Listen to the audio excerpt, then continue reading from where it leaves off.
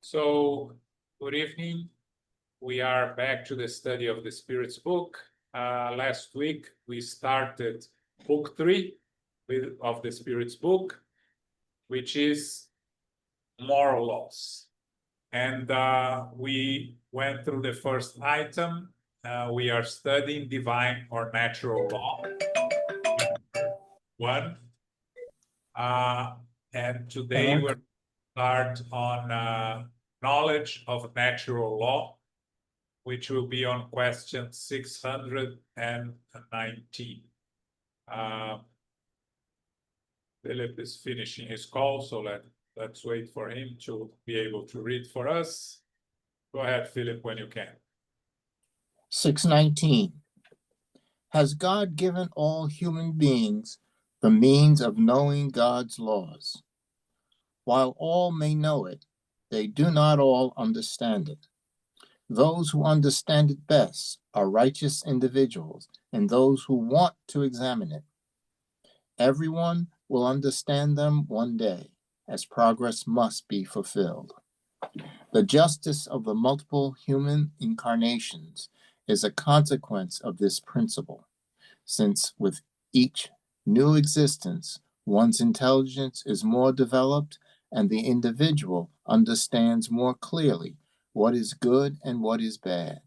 If everything had to be fulfilled by each person in a single existence, what would be the fate of the millions of human beings who die every day in the atrocities of savagery or in the shadow of ignorance, without having had the opportunity of obtaining enlightenment?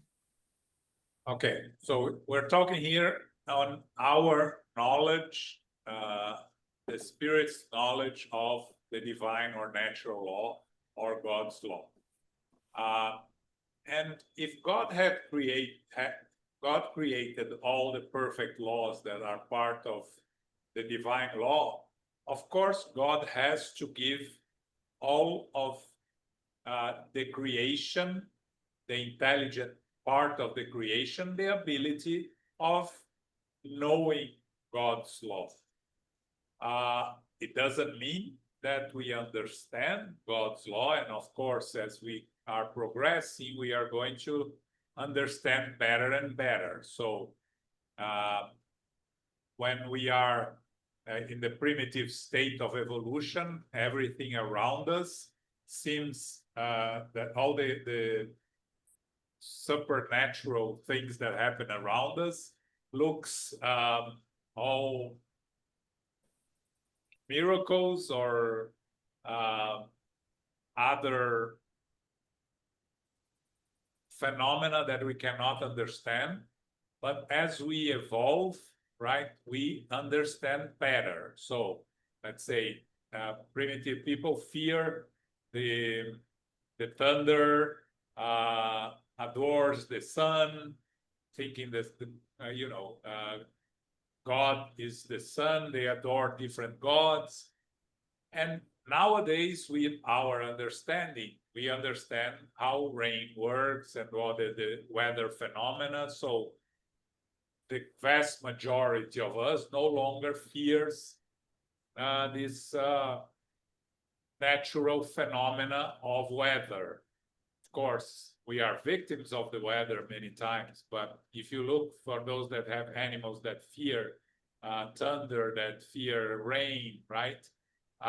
You see how when we were primitive, that we were closer to living the animal phase, we were also in fear of all those things. Now, as we understand better, we learn more about it, we lose the fear, right? The best way to lose fear is knowledge. And if we amplify this to all God's law, we can understand that one day as perfect spirits will fully comprehend all the divine laws. But as at our level of evolution today, we are still trying to learn, and we are still getting to know them better and better. And of course, the explanation by Kardec says here he talks about the reincarnation, multiple incarnations. Of course, we cannot learn everything in one incarnation, and that's where the concept of reincarnation makes complete sense, right? Because we keep learning and we keep evolving both morally and intellectually. That's how we acquire, as the Spirit says here, everyone will understand them one day, as progress must be fulfilled. It's the law of progress, which is one of the moral laws that we are going to study later in this book 3 of the Spirit's book. Okay? 620. Yeah. Before its union with the body, does the spirit understand God's law more clearly than after incarnation? The spirit comprehends it according to its degree of its purification and recalls the intuitive memory of it after being united with a body. However, human beings' bad instincts often cause the spirit to forget it. Okay, so when we are in the spiritual world without the constraints of the physical body, we have a better understanding of the natural laws, but it is limited to our level of evolution, right? So the spirit understands according to the degree of its purification. So a spirit in the spirit world, we will understand it according to their level of evolution. We, when we incarnate, because our intellectual abilities may be restricted according to our necessities, we may have less of an understanding of the natural laws, or with our interpretations of what we are seeing around us, we can have a misinterpretation of it. But so what the Spirit say, humans beings bad instincts often cause the spirit to forget it. So we bring the intuitive memory of what we know, but we, according to our physical body restrictions and our needs and our moral imperfections, we may even deviate from the knowledge that we have and deny it, in a sense. It's the concept of believing in God, right? To not believe in God is a conscious decision. Instinctively, we bring God in our conscience, in our understanding that God exists. So everyone is born with the idea of a superior being imprinted in their conscience. We stop believing in God when we rationalize it, right? That's how you ask the atheists and the agnostics.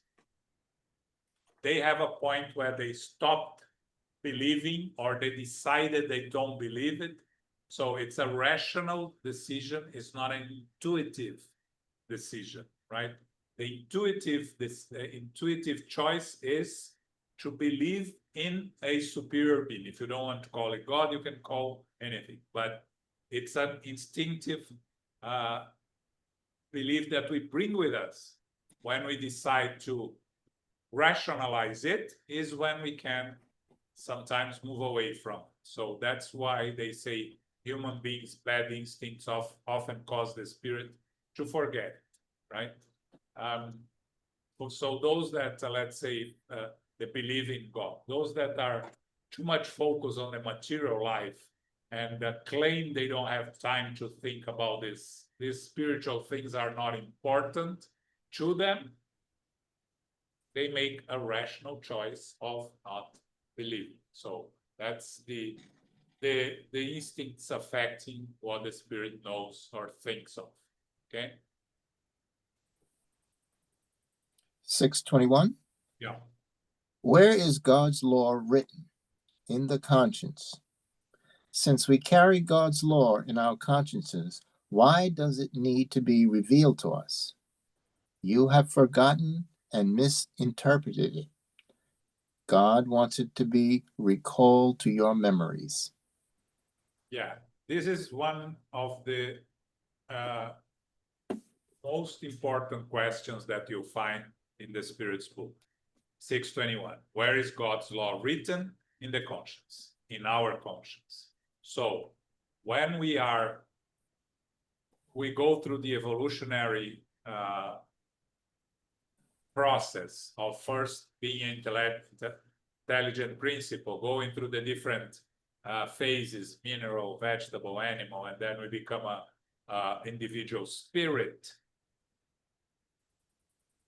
The conscience has brought from the beginning the natural laws of God, written in our conscience. But of course, again, as we said before, when we start rationalizing, interpreting it, and our pride and vanity makes us believe that we know more and that we refuse to accept things that we don't know, again, some of us, is when we misinterpret it. So the revelation has to come for us to question it, to study it, and to,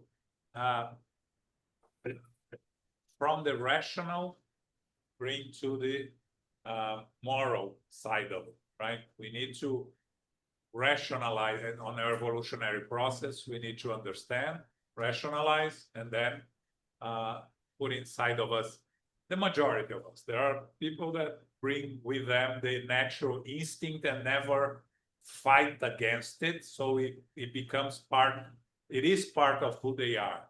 So they are going to also analyze and intellectualize, but they come from the other side. They come from the moral side already with something already inside of them. So they are adding the knowledge of what they already have. Others, and this is the majority, needs to bring it to the intellectual side, to rationalize it, to make it sense. And as it makes sense, it becomes part of who, how we think and who we are. Okay? Okay. 622. Yes. Has God entrusted the mission of revealing divine or natural laws to some individuals? Of course. Throughout the course of time, there have been those who have received this mission in every age. They are higher spirits who have been incarnated for the purpose of advancing human progress. Okay, so according to Spiritism, Jesus is the governor of the planet and is responsible for planet Earth since its creation. He was responsible for planet Earth since its creation. There are evolved spirits that work directly with Jesus taking care of the planet, right? You go from a pyramid, spirits working directly with Jesus, spirits working directly with the spirits working directly with Jesus, and so on. So at certain stages of humanity, these missionaries come to reveal the divine law, to bring the divine law to us. So you have Confucius in China, you have Buddha, you have Krishna, you have Moses, you have Muhammad. All these are spirits that come to reveal the divine laws. And Jesus eventually came himself, and the importance of Jesus is how we know that he is the more evolved spirit, and we are going to read more about it soon. He divided time in before him and after him, right? It's the only spirit that divided time. Now, these are higher spirits. They are incarnated for the purpose of advancing human progress, but they are just spirits that are much more involved, but not perfect spirits, okay? With the exception of Jesus. And we are going to see here the next question. Can they make mistakes? Yes. If you are not perfect, means that you still can make mistakes. Compared to us, they are much more evolved than us, but still not perfect spirit. Jesus is a perfect spirit. Jesus didn't make any mistake. If you see interpretations of the actions of Jesus as mistakes, is because we are interpreting what Jesus did here. There is you started watching The Chosen, right? So there is a passage of the Jesus getting angry at the tables and turning the tables. This is probably season 4 or something like that. And according to our interpretation and how we see Jesus, Jesus doesn't get angry, cannot get angry. A perfect spirit doesn't get angry. Of course, a perfect spirit has feelings, yes. Feeling of love to the extreme level that we cannot really understand, but not anger as we understand anger. I imagine my interpretation, Jesus, with his strong will, being able to cause some of the scenes, not exactly as they represent there, but the scenes that, you can imagine being the presence of a perfect spirit. Just Jesus looking at you will be enough for you to tremble, right? And many of those that met him faced that, right? So, but if you go below Jesus, of course, you say, did Moses get angry at when he came back down from the mountain and he saw those adoring the golden calf? Very possible, because Moses was not a perfect spirit, so he got angry. Understandable. You get frustrated, you get angry. Different from our level of frustration, because it's a more evolved spirit. The ability to control the frustration, to control the anger, and to use it in a different way is much better than our ability to do it. So throughout time, we keep having these individuals that come and reveal the divine law. And again, reveal the divine law is not only by giving messages. When you have a Mother Teresa, a Martin Luther King, a Mandela, they show us what is to be a more evolved spirit, right? To work for the benefit of others before working for themselves, right? So did they leave they left a beautiful example, much more than any messages like Moses that left 600 and I don't know how many commandments, 613, I think is the number. Yeah, commandments, right? Muhammad that left the Quran, and other missionaries that left their teachings written or in other forms. There are the unknown missionaries that come and make a difference in the place they are, and they go back to the spiritual world unknown to the majority of us. Okay? 623.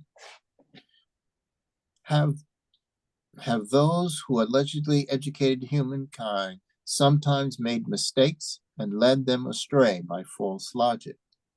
Those who are not inspired by God and misappropriate a mission not intended for them may lead others astray. Despite this, as they are geniuses, great truths are often found, even among the errors they teach. When we think about the errors that some of these missionaries made, right? We have to understand they are not perfect spirits, and many times it is what's needed for their time, right? So if you look at the commandments that Moses left, right? The 10 commandments that are the ones we follow that are part of the divine law, of the divine origin. They are perfect. But the other commandments that he brought to educate a group of individuals that were crossing the desert for 40 years and needed discipline, right? He had to instill them the fear of God. Because if he tried to tell them that God was all loving and all care, like Jesus brought this God to us, they probably wouldn't listen to him. They probably wouldn't follow his command. So he had to bring this vengeful God to them to control their impulses. The laws on how to eat, right? Moses knew that it was dangerous to eat some type of foods crossing the desert with the hot weather and things like that. So what he did, instead of trying to explain that these foods are going to cause you harm, he would say that these foods it's a sin to eat one food or another food, to mix milk and this stuff, because he knew, as a more evolved spirit, that the risk of contamination was much bigger if they were mixing the food, or they eat some types of food that were more dangerous than others. But they were not really lies. They were just instructions to control the population at that time. And if you look at the other, Confucius, Muhammad, Mother Teresa, Martin Luther King, you are going to find mistakes in their works, because they are not perfect spirits in their teachings, right? You're not going to say that all of Martin Luther King's speeches are perfect. They're not. They're beautiful. Most of them are very truth, but they're not 100% truth. You are going to find small errors here and there, because it's not a perfect spirit. Now, the moral teachings of Jesus, you don't find any error. You find errors in our interpretations of it, in our misinterpretations of it. But the moral teachings of Jesus, they are perfect. And that's why Jesus is Jesus. Okay? 624. What are the characteristics of true prophets? True prophets are moral men and women inspired by God. We recognize them by both their words and their deeds alike. God would never rely on the mouth of a liar to preach the truth. The main characteristic of a true prophet is never recognizing that they are a prophet. If someone starts announcing that they are a prophet, they are not. They're definitely not. Because a true prophet, one of the main things is humble, very humble. So you will never hear from a Mother Teresa, a Chico Xavier, that they are prophets. No, they are just workers, right? So you recognize by their words and their deeds. Sometimes one more than the other more than the one, but the true prophets are the ones that you follow them. They inspire you, right? They don't force you to do anything.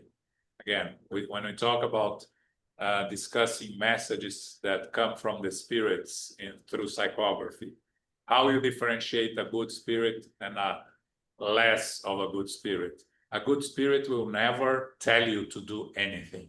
Will give you inspiring messages, telling you to continue try to choose the right path, to find beauty in everyday actions. Messages that are not specific, but they are beautiful.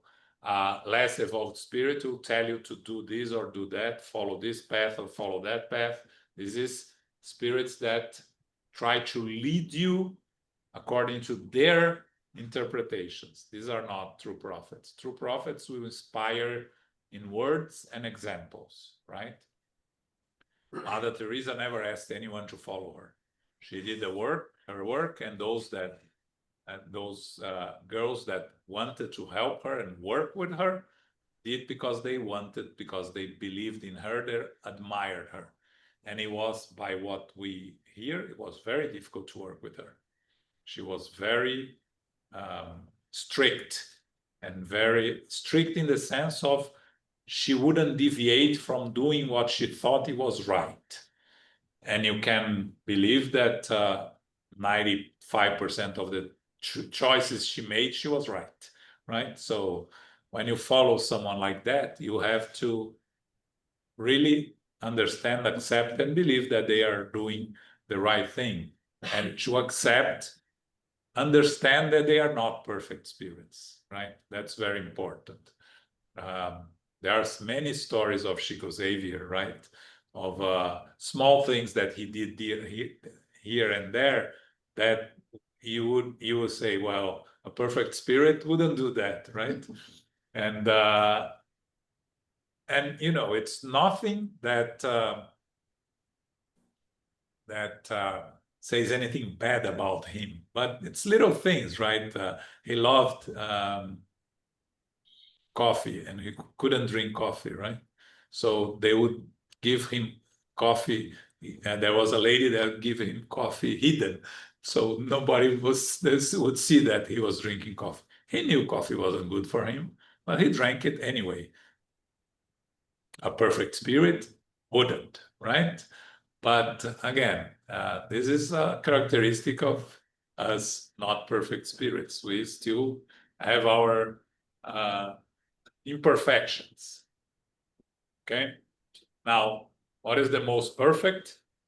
That's 625. That is a question that we need to memorize the number, because when they asked us, that's the where we direct them in the Spirit's book. 625. What is the most perfect type that God has offered to human beings as their guide and model? Look at Jesus. Jesus is the realization of the highest moral perfection that human beings may attain to on earth. God offers Jesus as our most perfect model, and the doctrine taught by him is purest expression of divine law. Because he was animated by the divine spirit and was the purest being that has ever walked the face of the earth. If a few of those who have claimed to educate us with respect to God's law have sometimes led us astray by error, it is because they have been swayed by sentiments that are too material in nature. It is also because they have mistaken the laws that regulate the life of the soul with those that regulate that of the body. Many of them presented as divine laws were really only human ones, created to serve their own passions and to dominate others. Okay, so this is the shortest answer that the spirits give in the whole of the spirits book. In the original in French, there are two words: voyez Jesus. There are some translations that you find only Jesus. And in the English translations, you see look at Jesus or see Jesus. Because it is the simplest answer that the spirits could give, right? What is the most perfect type that God has offered to human beings? Jesus. That's it. There's no need for more explanation than that. Kardec goes into a long explanation, talking about Jesus being the most perfect model, and the teachings of Jesus being the purest expression of the divine law. Of course, a perfect spirit has the perfect interpretation of the divine law. Now, Jesus lived here 2,000 years ago. He had to bring his teachings according to what they could understand at the time. So we are going to see this a little bit more, but Jesus taught in parables, right? Why did Jesus teach in parable? It's the question that is most commonly asked when people talk about the teachings of Jesus. At that time, very few people knew how to read and write. Very few. So how would they learn? Listening, right? If someone gives you a lesson on that subject, and together with giving you a lesson, tells you a story about the same subject, you remember the story. You forget the teachings or most of the teachings. We are very good in remembering stories. And parables are just that, stories, right? So he knew that by talking in parables, people would remember and be able to tell each other's, right? To spread his teachings through the parables. So for the time that he lived, the best way to disseminate his teachings was through parables. Now, in the middle of the 19th century, when we were already producing books and we were already, a lot of people knew how to read and write, not like today, but still a lot of people. And from then to now, nowadays we have more than 90% of the population of the world knows how to read and write. Some places close to 100%, in most advanced countries 100%, less advanced countries 80, 90%. So nowadays, if Jesus came today, he would have taught us in a different way. He brought his teachings to us through spiritism, from the spirits in written form, because it was the easiest way for it to be kept, right? We can find it in books. Nowadays, we can find it on the internet. So everything according to the necessities of the time. That's why when Jesus came, he had to speak in parables because it was the easiest way for those to remember. If you think of the Gospels, right? Matthew was one of the disciples, John was another.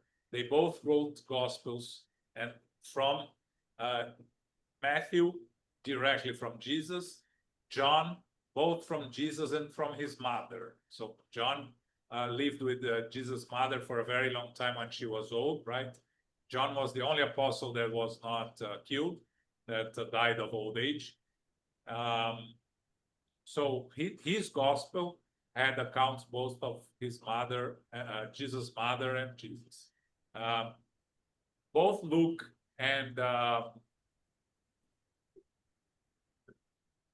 it was Matthew, John, Luke, and forgot the other one.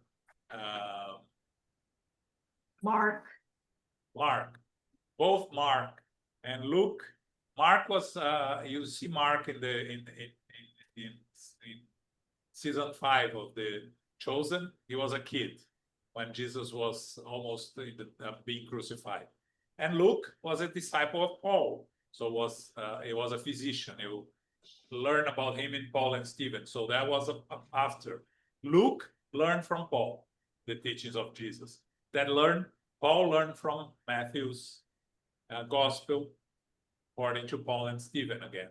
So these are all written after the passage of Jesus. It was not Jesus dictating the lessons, it was them annotating from first hand, like Matthew, first and second hand, like John, and second, third hand, Luke and Mark. But the moral teachings that in the end are preserved till today, because if you go to the Gospels and you find the moral teachings of Jesus, you see that they are eternal, because they teach us the eternal laws of God, the divine laws. Okay, That's the key. The reason the parables work is because they are perpetually forward. They are good from eternity. Because if now my level of understanding is 40% and 20%. If in the next century our evolve, they'll be able to pass 50% of that, another 10% of that. But it's the same parable. It's the same story, the moral content, the divine laws content is the same, because as it says right here, God's laws are eternal, are perfect and immutable. So if I use a parable, it keeps itself forward, actual, throughout the journey. So much so that Emmanuel says, the Holy Spirit, the spiritual word, use the gospel, still stole the gospel, understand Jesus Christ. That is one of the both of these actually the action we have received the visa of very high order spiritual leadership, and it comes in with a gospel making that happens. It is super because it's eternal. And by using parable, you can convey that or actuality of this of the moral laws to other journey using parables. yeah. Good. Okay, 626. Was Jesus the only one who revealed divine or natural laws to us? Did human beings have no other knowledge than that provided by intuition before Jesus' time? Did we not tell you that those laws are written everywhere? All the men and women who have meditated about wisdom have been able to understand and teach these laws since the dawn of time. By their teachings, despite being incomplete, they have done the legwork and prepared the ground for the sowing of the seed. It has always been possible for humankind to know the divine laws by simply searching for them, since they are written in the book of nature. Based on this reasoning, honest and respectable men and women throughout time have proclaimed the moral principles of divine law. For this same reason, the elements of moral law are found in every nation or ethnic group that has progressed above the level of barbarians, although these elements may be incomplete or corrupted by, I can't see the rest, has to be raised. Corrupted by ignorance and superstition. That's it. So, of course, it's interesting that Kardec asks, was Jesus the only one who revealed divine and natural laws? Because he asked before, and the spirits talked about the other prophets, true prophets, right? But the divine laws are written everywhere. And again, you go to places where they don't know Jesus. There are places in the world that don't know Jesus, right? China, some parts of the Japanese culture. But the natural laws are there, are brought by different evolved spirits that brought those laws, and they are followed there. Actually, I was talking to someone that came from the Japanese culture, right? She's Brazilian, but she was raised in the Japanese culture in Brazil, and until she found Spiritism, she had an aversion for Jesus. And those that saw the movie about the mission of the Jesuits there in Japan, a very good movie, you understand why they have a big problem with Jesus, right? Because of those that represent Jesus went there and killed and caused a lot of destruction. Forgot the name of the movie. It's very good with Adam Drive and what the name. It's the I think it's a Martin Scorsese, I'm not sure. About the Jesuits in Japan. It's very good. So the teachings of Jesus they are the interpretation of the perfect interpretation of the natural laws, but they are not the only ones. Otherwise, you know, all these places that never heard of Jesus, never had access to Jesus, wouldn't have access to the teachings of Jesus, right? So in the elements of moral law are found in every nation or ethnic group that has progressed above the level of barbarians, right? And again, we corrupt or misinterpret these divine laws and adapt to our own circumstances or necessities, but they are everywhere. The divine laws are everywhere. Everywhere you go, you'll find some teacher of the moral laws, right? Even if they have no religious affiliation, or even they're not religious or at all, but you see morally evolved individuals trying to practice and teach the moral laws according to the divine laws, without ever saying that they are divine laws. They just say that they are morally correct, right? Okay.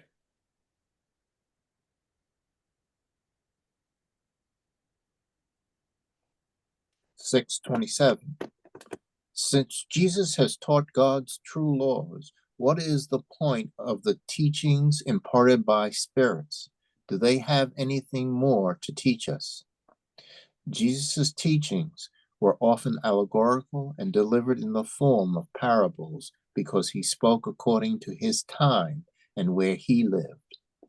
The time has now come for the truth to be made clear to all. The divine laws must be explained because few of you understand them, and even fewer practice them.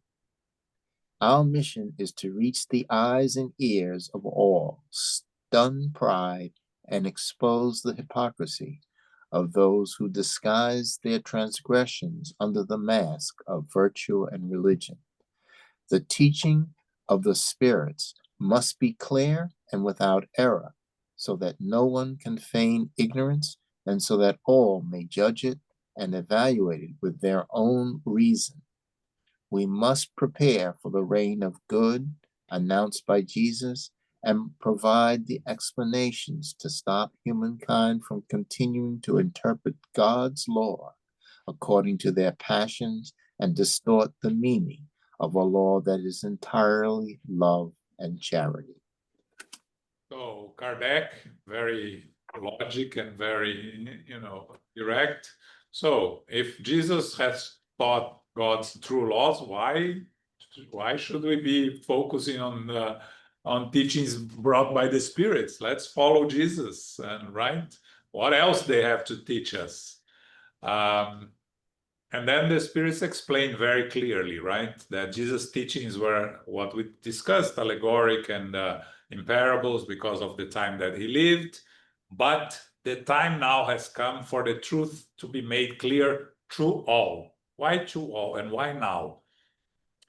Between Jesus' time and the 19th century, the true teachings, God's teachings, the teachings of Jesus, were kept in secret, hidden, right? You hear about this secret doctrine in different places. The church used the teachings of Jesus for those that knew how to read and write and lived in the monasteries. The general public wouldn't have access to the secret doctrine, right? The secret. The other was not secret, was in Latin. Yes, exactly. They couldn't even understand, right? So you find many instances of the secret doctrine in different places of the world. The spirits tells us that with spiritism, the secret doctrine is no longer secret, is open to everyone. Did spiritism bring anything new? Not really. It just brought the knowledge out in the open, right? Spiritism didn't bring the concept of reincarnation. It always existed. A lot of people believed in reincarnation. Spiritism brought the explanation and the logic of how it works and why it is part of the divine law. Spiritism didn't bring mediumship. Mediumship existed since the beginning of times. What Spiritism brought was the understanding of how mediumship works, how to control mediumship, how to educate mediumship, how to work with your mediumship to the improvement of humankind. So, what did Spiritism bring? The interpretation of the divine laws of Jesus' teachings, open to everyone. Anyone that wants to buy the Spirit's book can buy the Spirit's book, or nowadays can even find it online for free. The International Spiritist Council gave it for free online, right? So that's what what Spiritism brought to us, and the teachings of the spirits brought to us. They are now clear, and again, we still misinterpret it.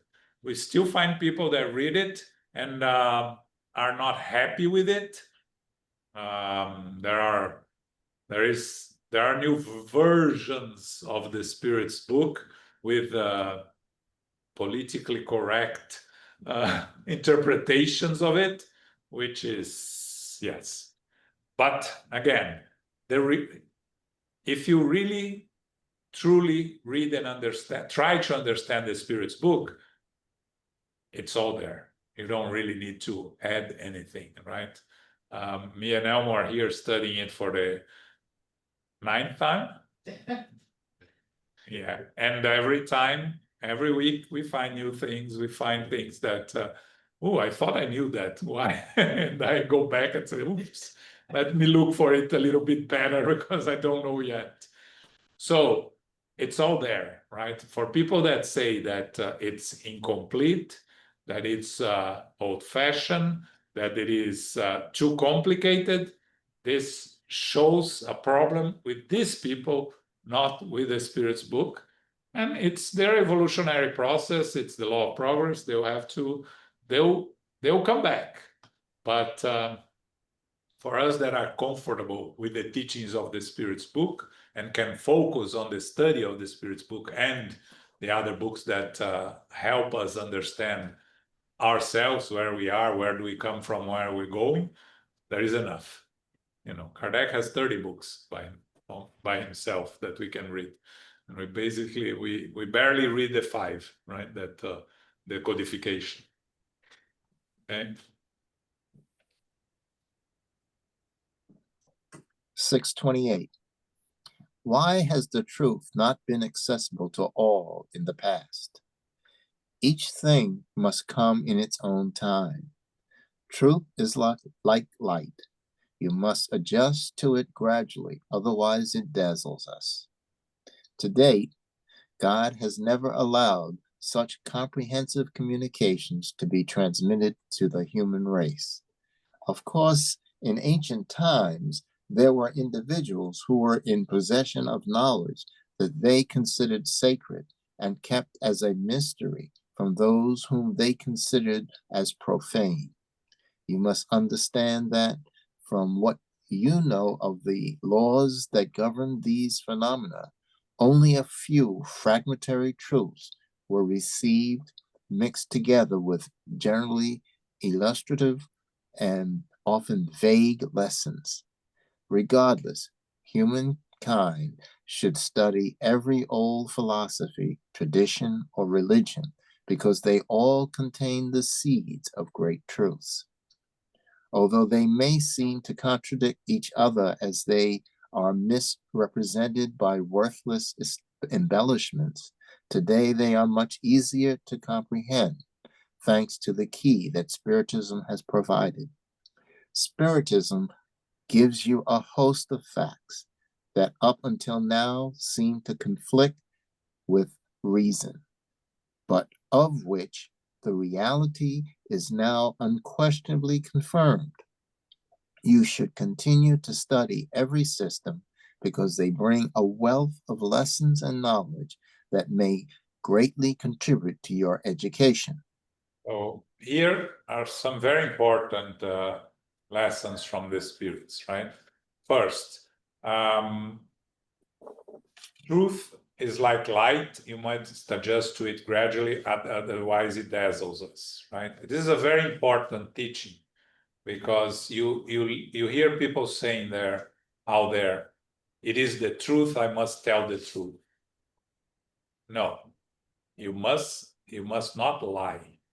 But sometimes to not tell the truth is to the benefit of the one you are trying to tell the truth, because the truth can blind the person, right?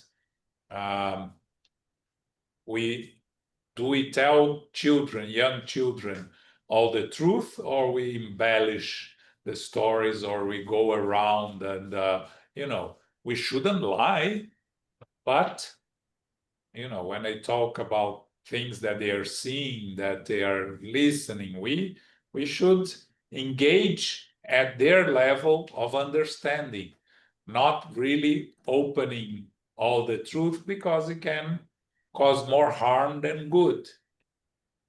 So the truth was always there. Of course, in the ancient times, as they say here, there were individuals who were in possession of the knowledge, but they kept as a mystery because of we, the general population, were not prepared to listen to the whole truth, because it was too much for us. Again, if you are going to tell me something that I have no capacity of understanding, is a waste of your time and a waste of my time, because it's going to go over my head. I have no understanding what you're talking about, right? Now, one day I'll get there, right? So that's what the spirits are trying to tell us. The knowledge comes at the right time for each one of us. Now, the time that they brought Spiritism was the time that humanity was ready for it. You have Swedenborg before Spiritism talking about the spiritual truths. You had Andrew Jackson Davis here in this country talking about spiritual truths. And you have others throughout the world. So what Spiritism did, what Kardec did, was to organize it and put it in a way that we could access and understand it. But the Spirit tells us here, we should study every old philosophy, tradition, or religion, because they all contain the seeds of great truths. That's very important. There is a very interesting study of the Old Testament being done by Álvaro Mordecai, our friend Álvaro in Brazil, who comes from a Jewish, he's Jewish, and he was Orthodox Jew in his youth. And the interpretation of the Old Testament with the knowledge of Spiritism is beautiful. You interpret all those things that you read in the Old Testament that doesn't make any sense, and us understanding it now under the guidance of Spiritism, it becomes something very, very interesting. So you should continue to study every system, because they bring a wealth of lessons and knowledge that may contribute to our education. So everything, and again, Spiritism encourages us to go out there, to search for more true answers, to try to understand others, because we, in the end, we are not supposed to look for the differences between Spiritism and the other religions. You are looking for what brings us together, what unites us, what we have in common with other religions, and let's work on what we have in common, because with that, all of us can grow together, grow as individuals. Okay? Okay? Anything else here? Any comments, questions? All right, so we stop here. Next week, we talk about good and evil. They are part of the natural law. or under the natural law. Evil it's not a creation of God, it's a creation of ourselves, our imperfect human beings. So this Saturday, we have our friend Marcelo Neto, the president of the Spiritist Federation of Florida, that is going to give us the presentation on the USSF talks. He's going to talk about Jesus yesterday, today, and always, very appropriate for what we just studied here. Marcelo talks very well about Jesus. He talks with his heart. It's always good to listen to him. This Sunday, we are going to study chapter 8 of the book Action and Reaction at 11 a.m. Book club comes back Wednesday, right, Dani? Yeah, in the newsletter that we received by emails is on the 7th. It's on the 6th. The 6th, Wednesday, yes. Yeah, so we need to change that. Yes. So we are back to the book club. Where we are in the book club? I don't know. I have to look. I don't have the book here, but I can text it to you. Okay. So next week, Wednesday the 6th. Wednesday the 6th at 7 p.m. The book club is back. And I believe the Tuesday Spiritism at noon is back also on Tuesday, this coming Tuesday at noon. Okay. Carol, can you do our final prayer? Yes, certainly. Thank you very much, John and Elmo. And thank you, Philip, for reading for us tonight, and everyone here who is participating. Infinite Creator and Divine Providence, we give thanks to be together again for our studies of the Spirit's Book, Book 3, Chapter 1, The Natural Law. God's law, the natural laws, are recorded and written in our conscience from the very beginning. As we evolve and purify our moral qualities and our good instincts, we will also be reminded and we will remember more. Jesus is known as the governor of planet Earth and is and was perfect since its creation. Higher order spirits that incarnate can also help to advance human progress. They've left us beautiful reminders of their words and deeds, of great truths and teachings. True prophets are humble and deeply moral with their words and actions. However, they are not perfect spirits. Spiritism brings the understanding and expansion of mediumship and the natural laws through the teachings of the Master Jesus. We continue to study and educate ourselves, including seeking out and studying other religions and philosophies. We give thanks to the spiritual benefactors and the good spirits for guiding and inspiring us this evening. May we receive the love, light, and peace of Christ within us and for our loved ones, our teachers, our directors, our counselors, our mediums, our workers, and all who are affiliated and participating. We pray for inner peace and especially now for world peace and for those who are suffering in the physical and spiritual worlds. We pray for our center, SGNY, and all Spiritist centers throughout the world, that they may grow, prosper, expand, and be protected throughout the day and throughout the night. As we close, we humbly ask for safety and protection as we return to our family, friends, loved ones, and co-workers. May we go forth and remind ourselves now to be beacons of love, of light, of peace, of service, and charity, which is love in action. May peace and love prevail. So be it.